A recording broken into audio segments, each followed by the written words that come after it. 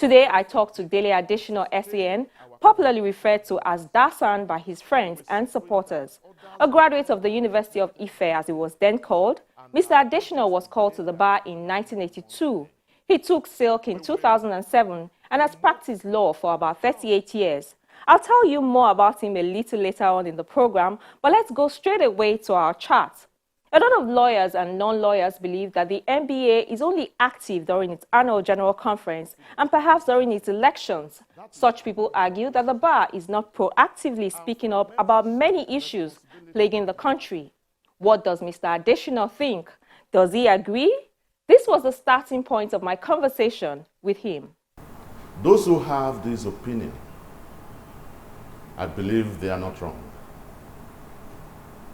Some of us have been very actively involved in the affairs of the bar for over 30 years. And so the bar has gone through a lot of trajectory from one state to the other. Within the recent years, we even amended our motto under the presidency of Olisa Agbakoba, Senior Advocate of Nigeria, to mean promoting the rule of law. There are two fundamental responsibilities that the Bar Association of any nation must shoulder and pursue pragmatically and proactively. One is what I call the corporate social responsibility of the association to the public. And this is where the complaints is coming from. There is also the membership responsibility of the association to its members. These two are very, very distinct, clear, but they must go together. Now, if you pursue one to the exclusion of the other, you are not balanced. There are so many people who believe that issues have cropped up in the past, which the association ought to have confronted in the last couple of years, yes. 4, 5, 6 years. Yes. And we either did not confront them frontally or we confronted them somehow without the members of the public being satisfied. The public must be defended by the Bar Association. How do you defend the public? Is by proactively defending the cause of the rule of law and due process, which to me is the ABC and XYZ of the legal profession. Due process. Where due process is not followed, the bar must talk. Where rule of law is abridged, the bar must talk. So where do you place the fault for the bar not taking the position that it should, speaking out against the ills in the society, championing the rule of law, some of these things that you've told us? Is it a problem of leadership? Is it followership? Where has the fault been? You see, I would not like to place fault here. I would like to say that capacity, competence, capability, conviction of courage are the things we have to look at. And if we have a round peg in the round hole to champion this, you understand? I think the situation may be better.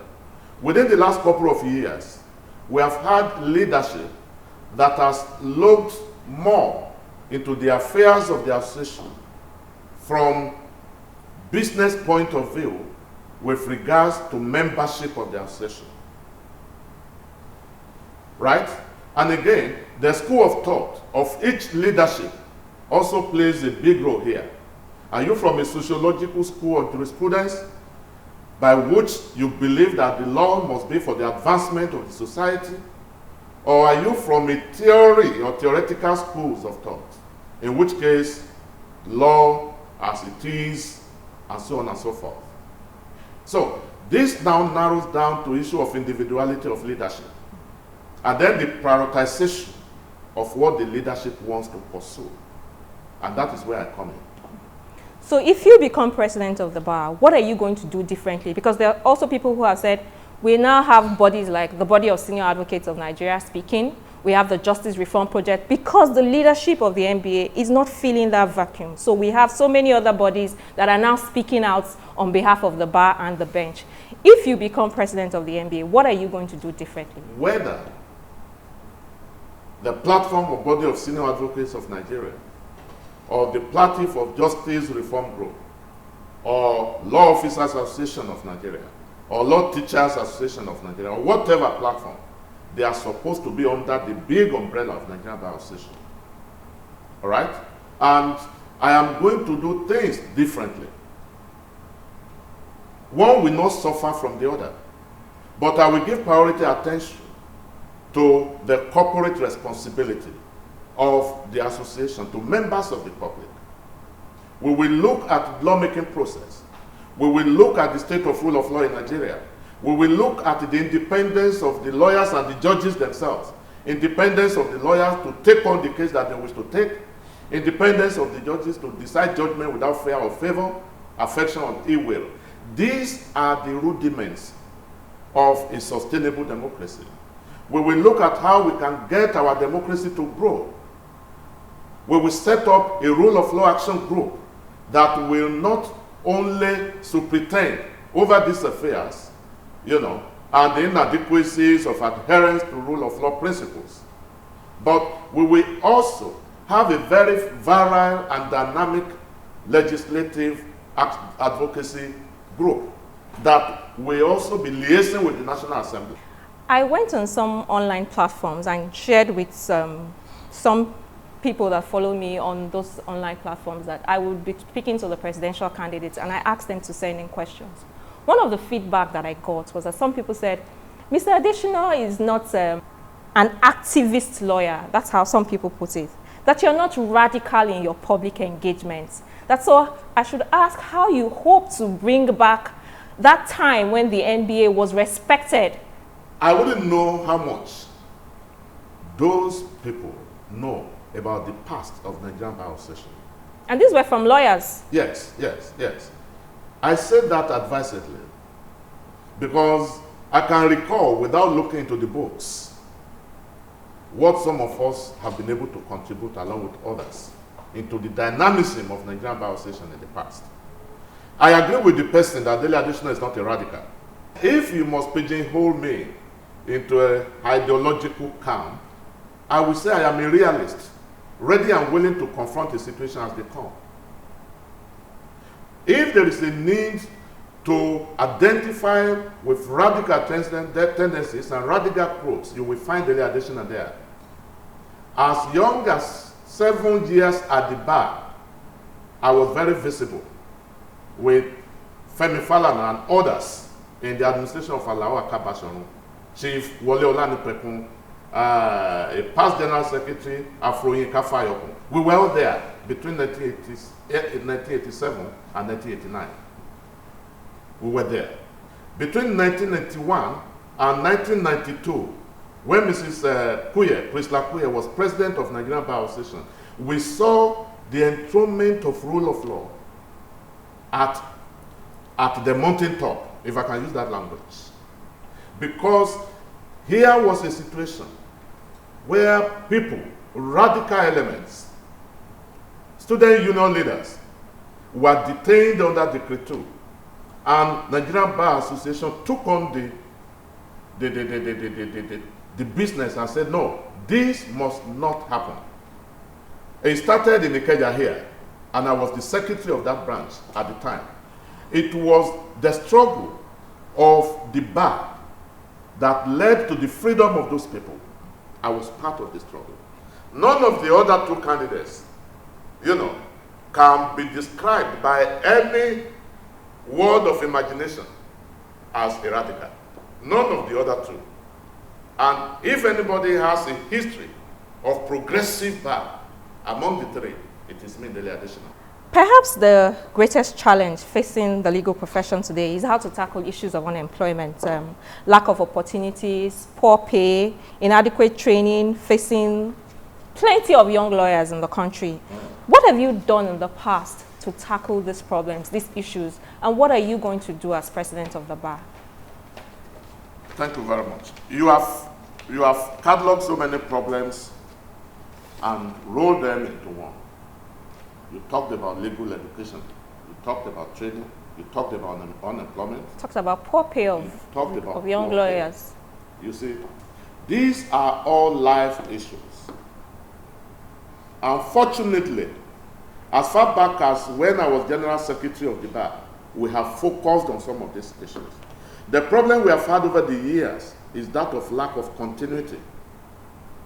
And do I say lack of progressive review? From successive leadership? Yes, successive leadership. Now, talking about poor pay, I was in an ESCO in 2002, where a member of the ESCO was earning 2,500 naira as pay monthly. And that informed us about the need to do something.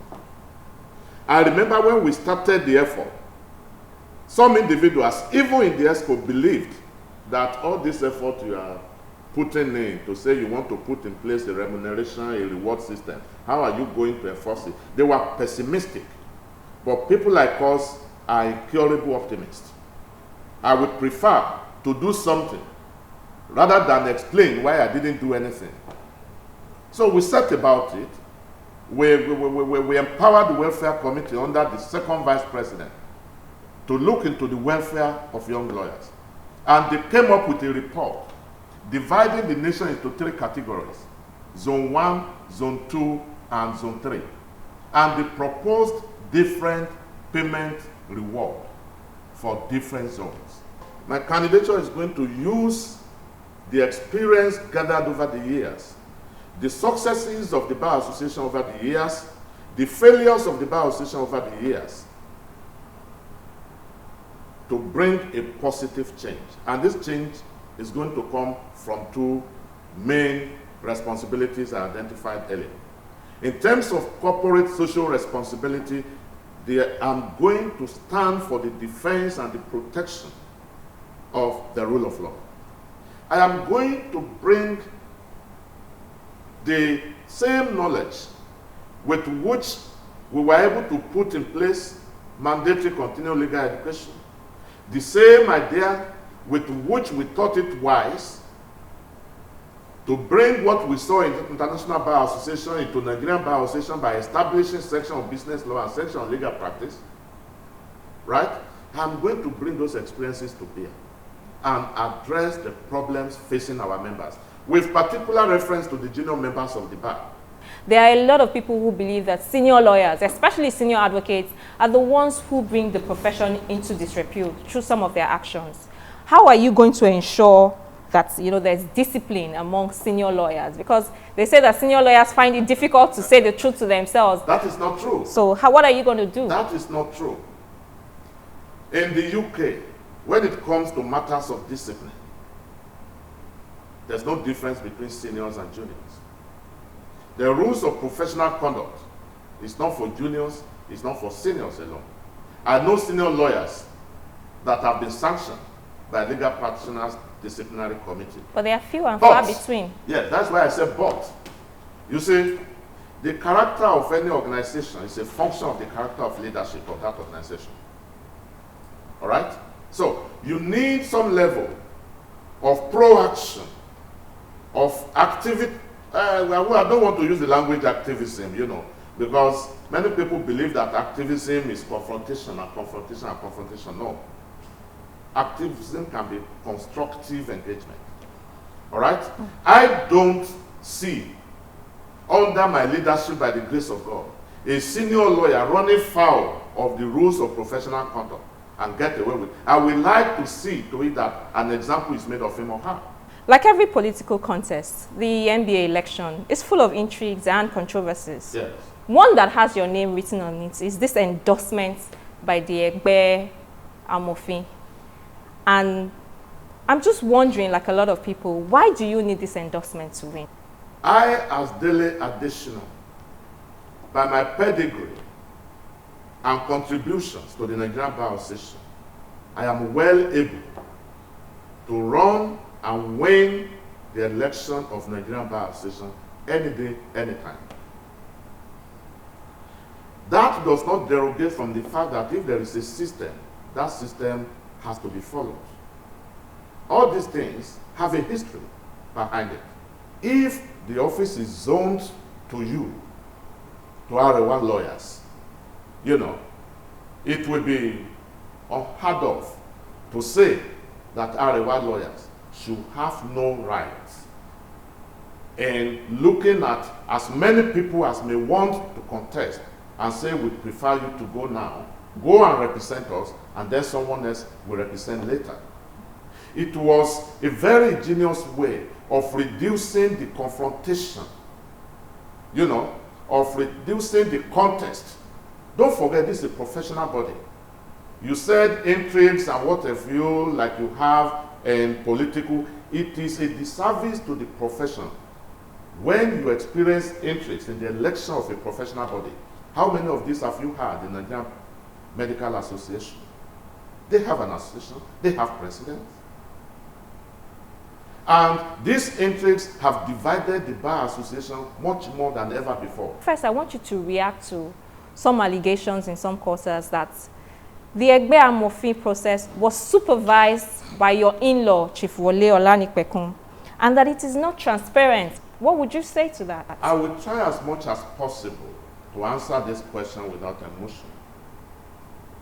But I feel very bad that lawyers will go to this mundane level to advance a cause they themselves know has no reasonable content. And do I say this? After 2014, everybody thought what happened in 2014 was a shame to us as Yoruba people. We couldn't talk to ourselves. 3 of us eminently qualified to be president of the Bar Association, and 3 of us eminently lost out. After that crisis in 2014, Egbe Amofin went into the limbo. And it was members of Nigerian Bar Association from the Southwest, including branch chairmen, I can mention names, and leaders of the bar, who were going to Chief Wole Olanipekun to say, you are the deputy leader of Egbe Amofin under Chief Bamidele Aiku, SAN, of blessed memory. Please, we started this thing and other forums copied us. Now their own is going on well. Do something to resuscitate the body. And he conveyed the first meeting. Most of the conversation at that meeting took place in Yoruba for people who wanted to pour out their minds. And they fixed, at that meeting, they resolved that once beaten, twice shy. A situation where we are 6 states and we lost out to 2 states, our brothers in the Midwest, you know, is not good enough for us. That please, when we enter into negotiation with them, or this time around, as many of you as may be interested, go and show your interest. But we resolved we are going to pick one candidate. Was it Olanipekun that took that decision? The answer is no. And at that very meeting, they fixed another meeting for October 26th. There was no other private invitation to any private individuals. And by October 26th, we were all in Ibadan. And 4 of us, again, these leaders were there on the high table. Shifa Jomale was there. Felix Fabombe was there. Mr. Abiodun, over 80 years old, was there. They were all there. Mrs. Prisla Kuye was there on the high table. And on that day, it was announced that everybody interested in the position of NBA president should signify their interest. 4 of us signified. Everybody realized that Wole Olanipekun was on the high table when they signified. Everybody realized that he was on the high table when we individually undertook to abide by the decision of the committee. Nobody raised any objection. Everybody knew he was on the high table when they said that we were constituting a committee, not of 3 people, as it used to be in the past, not of 5 people, as before, the committee of 25 chairmen of each branch, of the branches, that they will all come together and constitute themselves into a screening committee. These chairmen constitute the leadership of their respective branches. Under the leadership of Chief Niyi Akintola, Senior Advocate of Nigeria. Who are the four people? Myself, Dele Adesina, Muyiwa Akimboro, Senior Advocate of Nigeria, past General Secretary of the Bar, Mr. Wuni Yalabi, past National Legal Advisor of the Bar, and Dr. Tunde Ajibade, SAN. The four of us.